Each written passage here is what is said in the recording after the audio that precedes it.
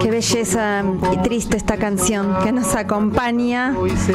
Bueno, para hablar ahora en un ratito ahora mismo, mejor dicho, de tema Brasil, porque bueno, entre otras cuestiones que están pasando, también mañana va a haber elecciones, así que para eso estamos comunicadas y comunicados con Javier Bardel.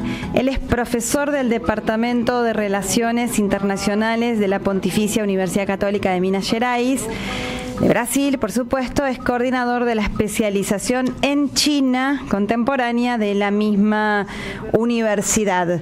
¿Qué tal, Javier? Aquí estás por charlar en la radio de las Madres y de la Universidad de Avellaneda con Telma Luzzani, Atilio Borón, Marcelo Rodríguez y Paula Klachko. ¿Cómo estás? Hola, buenas tardes. Un placer y una honra estar con ustedes. Bueno, y por intermedio de ustedes un gran saludo a la audiencia. Bueno, muchas gracias. Javier, cuéntanos cómo está el tema electoral y sobre todo en Sao Paulo, donde hubo un sillazo en contra de uno de los...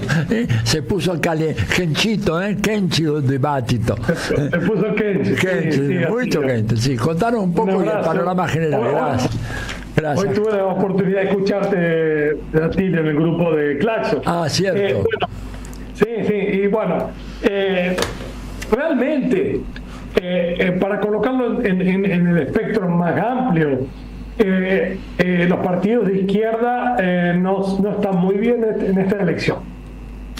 A pesar que, para que la audiencia entienda, esta elección específicamente para intendentes y concejales, porque hay gente que cree que hay más en juego, intendentes y concejales. En São Paulo, después de mucho tiempo, no se sabe bien qué va a pasar, porque generalmente hubo dos opciones y hay normalmente un segundo turno, una segunda vuelta. Perdón. Hay segunda vuelta si no se llega al 50% más uno de los votos. Y en este momento, el candidato del presidente Lula, que no es del partido del PT, Boulos, Guilherme Boulos, que estaba en un momento disputando la posibilidad de una segunda vuelta, está ahí en una melange entre tres, ¿no? Dos partidos, uno más de derecha, del Centrão de Brasil. El Centrão es un grupo de partidos políticos que se acomodan de acuerdo a las circunstancias, pero que podríamos decir que es una derecha o centro-derecha, ¿ok? Que cuando las papas hierven va para la derecha. Pero no, la habilidad del presidente Lula ha hecho con que su gobernabilidad dependa también de su capacidad de liderazgo en el plano nacional e intentando negociar con ese central. Entonces tenemos está muy abierto en São Paulo, ¿no? En las grandes capitales lo triste es que para las fuerzas progresistas es que no hay muchas esperanzas de partidos de izquierda. Yo quería destacar que un informe que salió recientemente dice que por primera vez en 20 años la izquierda no disputa 51% de las intendencias del Brasil. Y por izquierda me refiero al PT, PSOL, PCdoB, Partido Comunista do Brasil, PDT, que podríamos ponerlo entre paréntesis si es izquierda o no, sí, que es el partido que llevó a la candidatura a Ciro Gómez, y el PSB, Partido Socialista de Brasil, que también tuvo su histórico pendular, ¿no? Ahora, sí podemos decir en São Paulo, como preguntó Atilio, hay un fenómeno muy común en estas nuevas derechas, que surgió una especie de coach Marsal, ¿no? Sí, el que sufrió el sillazo, exacto. Que es la metodología de la nueva derecha de hoy, que surge de repente haciendo escándalos, hablando qué sé yo, fake news como si fuesen verdades, pero después no importa si es verdad o no es verdad. Con todo, creo que una experiencia en estas redes sociales, bueno, y que sufrió un sillazo de un político que no es de izquierda, que digamos sería la centro derecha, que era un periodista famoso del área de periodista de la Record, que después estuvo en programas estos programas de la tarde policiales, que también fue periodista deportivo, pero bueno, es anecdótico, pero gran parte de las fuerzas progresistas lo vieron como algo, digamos, que salta a la luz una metodología de hacer política hoy muy común en las Américas, en el mundo occidental. Javier, porque Estados Unidos también. Javier, ¿qué tal? Telma Luzani te saluda. Bien, bueno, entonces tenemos en San Pablo a Pablo Marsal, como decías, este influencer que tiene, por lo que contás, algún parecido con Javier Milei en cuanto a la forma de presentarse, al que es actualmente el alcalde, Ricardo Núñez, que como vos bien decías es de centro derecha, y a Guillermo Boulos, que es digamos, la persona indicada por Lula. Mi pregunta va en ¿qué influencia tiene, por qué se le está dando tanta importancia a estas elecciones si son de intendentes y de concejales? Y la segunda es si es verdad, como se percibe acá, esta enorme polarización en Brasil, que hay una enorme polarización entre Bolsonaro, digamos, o los seguidores de Bolsonaro y Lula. La polarización en la sociedad existe. Lo paradojal, que estamos frente a una sociedad que tiene un carácter conservador en muchos aspectos, que es la brasileña, esto no hay que negarlo, pero que, bueno, el liderazgo de Lula y la izquierda brasileña, por mucho tiempo, hasta el impeachment, golpe de Dilma, ha conseguido contornar eso y traerlo para el lado, digamos, del progresismo.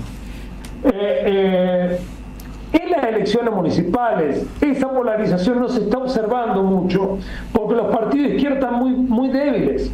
Entonces, generalmente las disputas se dan, observen, en las grandes capitales, sea entre derecha y centro derecha y centrón.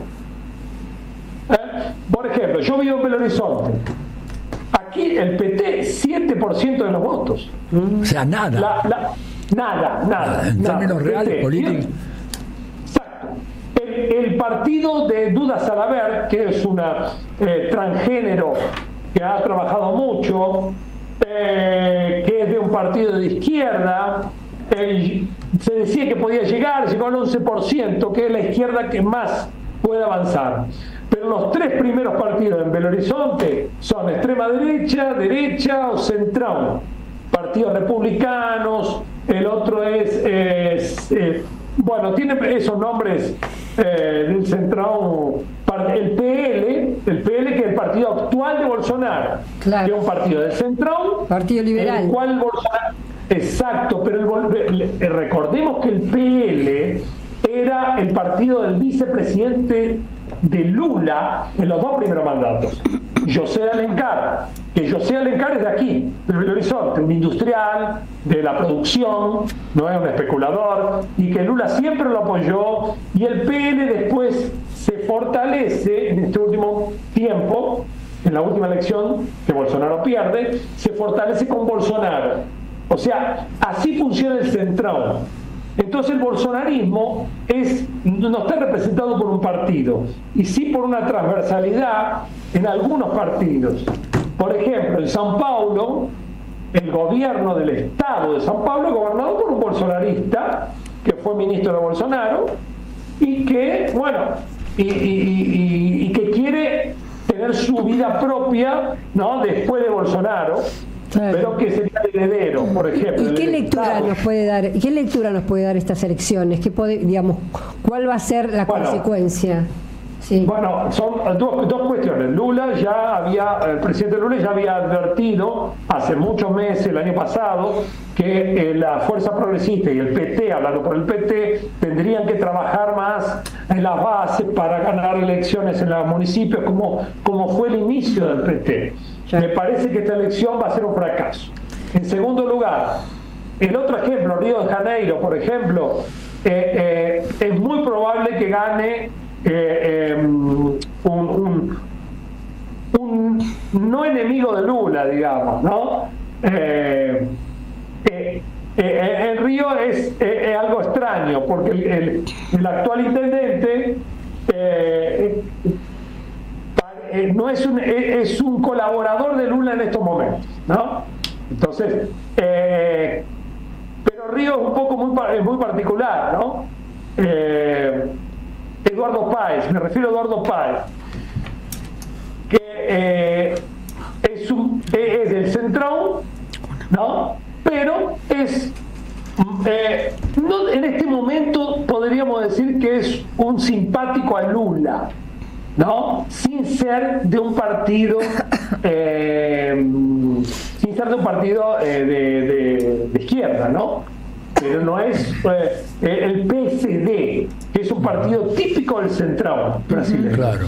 Entonces, este era el partido, perdón, Javier, para que el público nuestro entienda, ¿este era el partido de Fernando Henrique o no? No, este es el partido de San Pablo, el PSDB. Ese es el de Fernando Henrique. El PSDB es el Fernando Henrique Cardoso, ya. Que es un partido que se debilitó muchísimo después del impeachment, golpe a Dilma Rousseff. Que colaboró en el gobierno Temer y se fue debilitando totalmente. Hoy, por ejemplo, el gobernador de Río Grande do Sul, sí, ¿no? Es un gobernador que es una persona que inclusive es un gay declarado, es del partido de Fernando Henrique, casi fue candidato por el PSDB. Este es el PSD. El PSD. PSD, típico partido del centrón, de ese grupo de partidos que se va acomodando, ¿no? Y aquí es muy común que muchos candidatos cambien de partido como los jugadores de fútbol cambian de... Claro. Es muy común, es muy común. Javier, ¿querías hacer una pregunta, Marce? Dale, ¿qué tal, dale. Javier? Marcelo Rodríguez te saluda. Hola, Marcelo. En esta disputa, que si bien vos decís es solo de municipios y de concejales, pero que puede tener consecuencias hacia adelante, entre la disputa que se está dando más fuerte entre el centrado y la ultraderecha o el bolsonarismo, podríamos decir, ¿quién aparece con mayor fuerza para quedarse con más municipios, digamos? Y bueno, está parejo, hay que ver San Paulo. Creo que San Paulo va a ser crucial en este momento. Belo Horizonte es menos relevante, el sur también, Curitiba son estados más bolsonaristas, Curitiba, para el estado de Paraná y Santa Catarina. Sí. El nordeste son, a pesar de que el PT es más fuerte, no hay, imagínense, paradójicamente no hay grandes fuerzas progresistas en el nordeste. Es una cosa muy extraña, ¿no? Generalmente es el centrón que domina. Y hay que ver si es el centrón más proclive a negociar con el PT o un centrón más proclive a ir a la centro-derecha. Ellos están siempre expectantes. ¿Cuál es el contexto actual que es importante destacarlo? El contexto actual es que la economía está yendo bien en Brasil, los números. Ajá. Los números están yendo bien. El desempleo es el más bajo en mucho tiempo. El crecimiento la expectativa es mayor de lo que se piensa. Y de lo que las proyecciones del Fondo Monetario, del Banco Mundial. La economía, la previsión de crecimiento también es positiva. La Standard & Poor's elevó a Brasil, a pesar de que los medios de comunicación no les gustó, elevó a Brasil en su reputación, ¿no?, internacional. O sea, todos los indicadores están dados, están maravillosos. Pero, o sea, la población, pero hay, para mí, una falla en la articulación política, en las fuerzas políticas con el electorado. Qué pena. Que puede costar caro de aquí a 2 años. Sin duda. Ahí es otra historia. Porque y es importante lo que vos decías de recuperar la capacidad de movilización, ¿no?, del PT.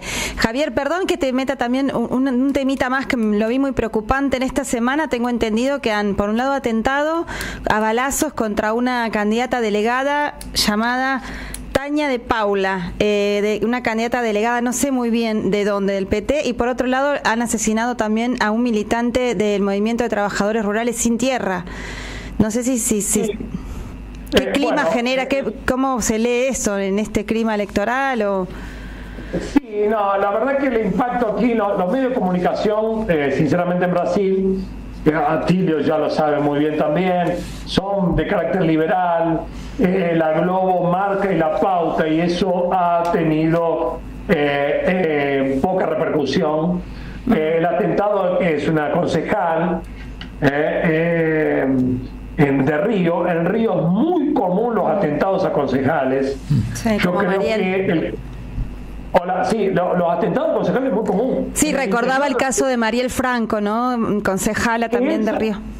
Exactamente, ese saltó y fue una ruptura, pero no era el único. Ella era muy famosa, fue en Río, fue muy alevoso, pero ya había habido antes de Mariel Franco varios atentados en municipios cerca de Río.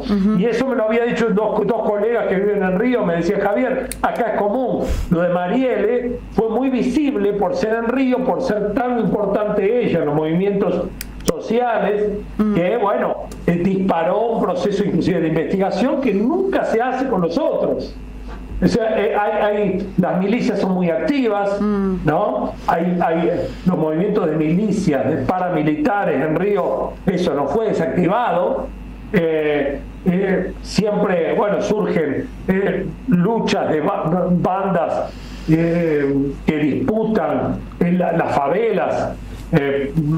Y hasta hace poco tiempo había que pedir permiso para salir del Galeón, ¿no? La gente tenía que pedir permiso, digamos, había como pagar un peaje a unos grupos, hasta que intervino la policía y el ejército. La policía no se sabe bien de qué lado está, es muy complicado, pero no, que yo sepa, no tuvo ningún impacto en las tendencias de votos a Eduardo Paes, que he visto como un mediador, como una persona que puede manejar Río. Recordemos que Río viene de años de intervención del Estado, desde la época de Bolsonaro y antes, intervención primero militar, intervención en el municipio, en la gobernación, ¿no? Inclusive hay exgobernadores presos por corrupción. Entró el Lavallato también, que bueno, el Lavallato daría para un programa aparte, ¿no? Sí, no, bueno, te agradecemos muchísimo, Javier. No sé si te interrumpí, estabas con algo importante. No, solamente para cerrar, sí. Esto es una alerta para mí, para las fuerzas progresistas, claro, que van a tener que trabajar. Y inclusive si todo en la economía va bien, van a tener que trabajar para ver si la elección post-Lula va o Lula mismo o un candidato que sea de progresista pueda continuar el trabajo en Brasil del gobierno federal, ¿no? Bueno, muy Esperemos bien. Que sí. Bueno, Javier, muchísimas gracias por este completo informe. Vamos a cruzar los dedos para que por lo menos no haya una debacle de las fuerzas progresistas y de izquierda en Brasil, porque si eso llegara a producirse se debilitaría mucho el gobierno de Lula, y la verdad que eso no es bueno, no es bueno para ninguno de nosotros. Así que te mandamos un gran abrazo y seguiremos en contacto, Javier. Bueno, cuando quieran, un gran abrazo a todos ustedes, muchas gracias, una honra y un saludo a todos. Gracias. Muchas gracias. Chao, chao. Bueno, enseguida venimos en Diálogo Internacional.